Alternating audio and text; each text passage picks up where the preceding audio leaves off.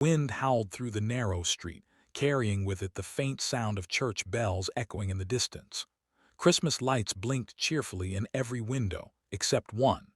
In a small, dimly lit house at the end of the block sat a widow, Emily Parker, with her two children, Luke and Grace, huddled around a flickering candle.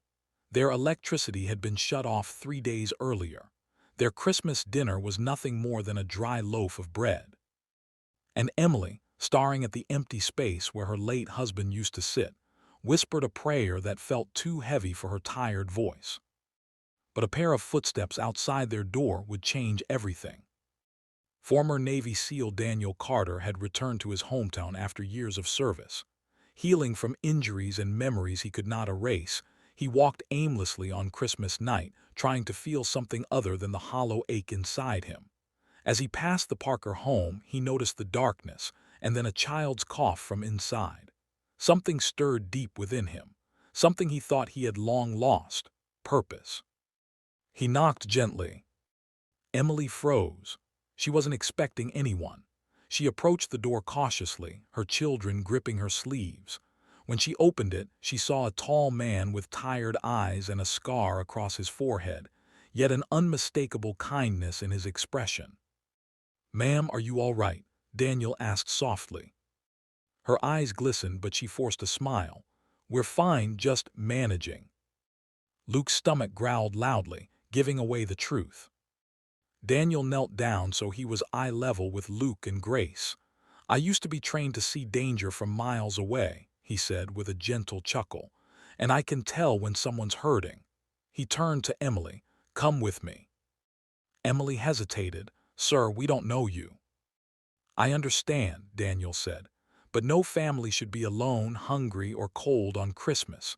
Please let me help." Something about his voice, steady, warm, sincere, melted away her fear. She nodded. Daniel led them through the snow to his truck and drove them to a small cabin he owned on the outskirts of town. Inside, a warm fire crackled, and the smell of cinnamon and roasted turkey filled the air. Emily gasped. Why would you do this for strangers?" Daniel looked down for a moment. "Because someone once saved me when I thought my life had ended.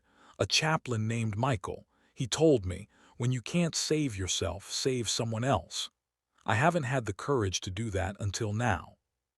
Grace ran toward the decorated Christmas tree, her eyes sparkling. Luke rushed to the table, which was filled with food. Emily covered her mouth as tears streamed down her face. That night, for the first time in a long time, they laughed. They ate until they were full. They shared stories, Emily about her husband David, who had died in a construction accident 8 months earlier, Daniel about losing friends overseas and coming home with wounds deeper than anyone could see. Emily said, "I felt so alone, like I was drowning." Daniel nodded slowly. "I know that feeling too well." Over the next few days, Daniel helped them fix their home, broken heater, repair the roof, and restore electricity. Luke followed him everywhere, asking questions about Navy life. Grace made drawings of Daniel with superhero capes, calling him Captain Daniel. Emily watched quietly as her children laughed again, something she thought she wouldn't see for a long time. But challenges weren't done yet. One afternoon, the landlord arrived unexpectedly, demanding overdue rent Emily couldn't pay.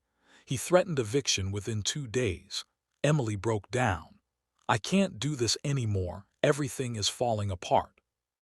Daniel stepped forward. "Sir, how much does she owe?" When the landlord told him the amount, Daniel didn't even blink. "Consider it paid." Emily shook her head violently. "Daniel, no, I can't accept that." He smiled. "I told you, someone saved me once. Now it's my turn." But the biggest challenge came a week later when Daniel nearly relapsed into one of his nightmares from his military past. He jolted awake in the cabin, breathing heavily, drenched in sweat. Emily found him sitting outside, staring into nothing. She sat beside him. "You saved us, but you're hurting too." Daniel's voice cracked. "I don't know how to be normal anymore." Emily placed her hand gently over his. "You don't need to be normal. You just need to be here." For the first time in years, Daniel let someone in. As winter passed, the bond between them grew stronger, slow, gentle, and built on shared pain and healing. One bright morning in spring, Daniel brought the children to the park while Emily cooked breakfast. When they returned, Luke ran inside yelling, "Mom, Daniel taught us how to make a shelter with branches." Grace added proudly, "And he said he'll teach us how to be brave." Emily looked at Daniel with soft eyes.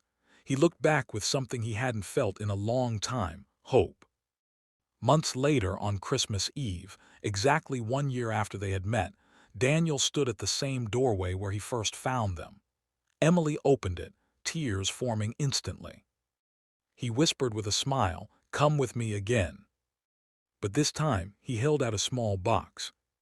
Inside was a simple, elegant ring. Luke and Grace peeked from behind their mother, grinning widely. Daniel took Emily's hands.